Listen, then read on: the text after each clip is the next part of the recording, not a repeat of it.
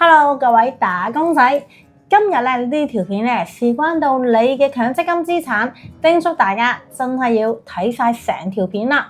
2026年第一季強積金風險係極高㗎。今日特別請咗我團隊嘅成員、前投行嘅分析員同埋銀行嘅 RM 雙料專家，同我哋預測下2026年第一季強積金究竟點樣超前部署，點樣捉緊機會。開始前立即訂閱我哋嘅 channel， 最近埋個鈴鈴，咁第一時間就會睇到我哋嘅新片㗎啦。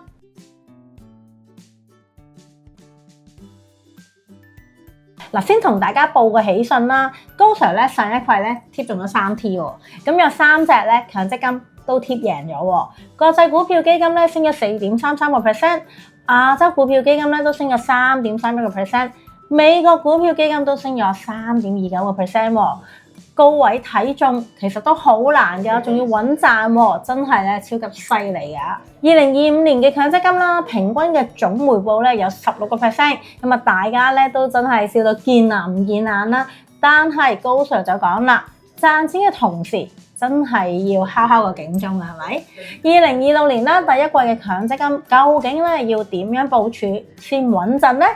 即刻開問下先。上一季嘅預測能夠兌現啦，基於翻對市場嘅數據嘅分析啦，咁賺咗錢當然好嘅，但係居安思危先至係理財嘅王道。高 Sir 你講得好啱啦，實力就梗係喺度啦。你話今年要留意幾個危險嘅信號，第一個就係美國失業率已經升到 4.6%， 仲話呢啲數字係跌市嘅開端啊。點解咁講呢？係嘅，咁如果大家有留意翻啦歷史數據啦，咁歷史美國失業率去到 4.6 嘅年份啊，有1998年啦、2006年同埋2016年嘅，咁呢啲年份啦，喺往後嘅股市之後都出現明顯嘅調整啊！咁而家失業率係由 3.6% 去到 4.6% 啦。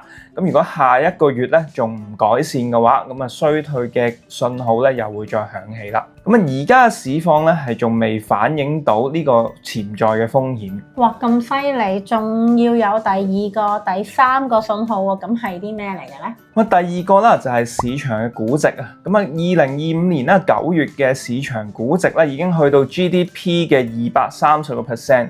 咁簡單啲講啦，公司賺1蚊啦，咁股價已經升咗2個3，超越咗2020年嘅高位。咁第三點就係大戶動向啦。咁大型銀行咁喺今年逐漸由喺聯儲局嘅錢拎咗3500億美金去投資呢個美國政府債券。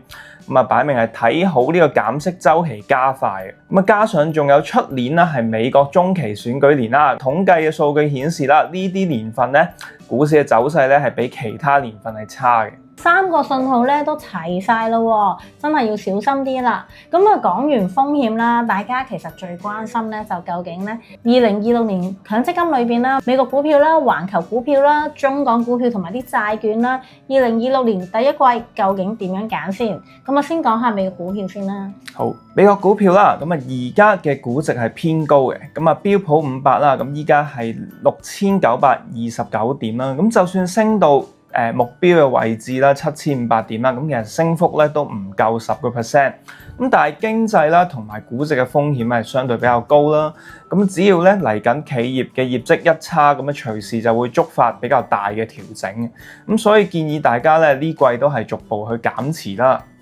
咁環球股票咁歐洲啦、日韓嘅市場之前就追咗落後啦，而家仲有冇得玩先？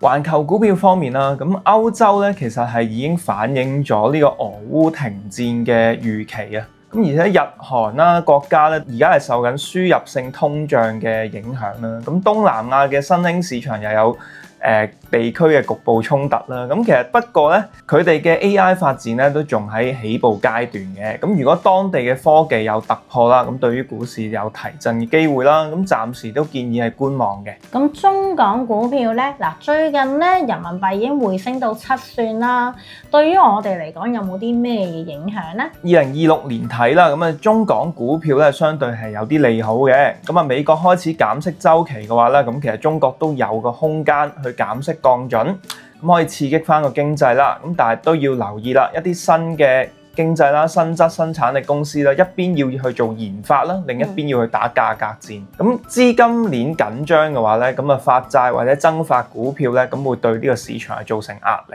嗱，咁股票咧就聽嚟都好似好多風險啦。咁債券今年係咪真係我哋嘅避風港咧？呢樣嘢絕對係嘅。經濟衰退嘅機率啦，由上年估計20%啦，去到今年估計3到4成啊。咁啊，如果一衰退嘅話，利率下跌啦，債價就會上升。咁而且強積金入邊嘅債券啦，大部分都係一啲政府嘅債同埋高評級嘅企業債。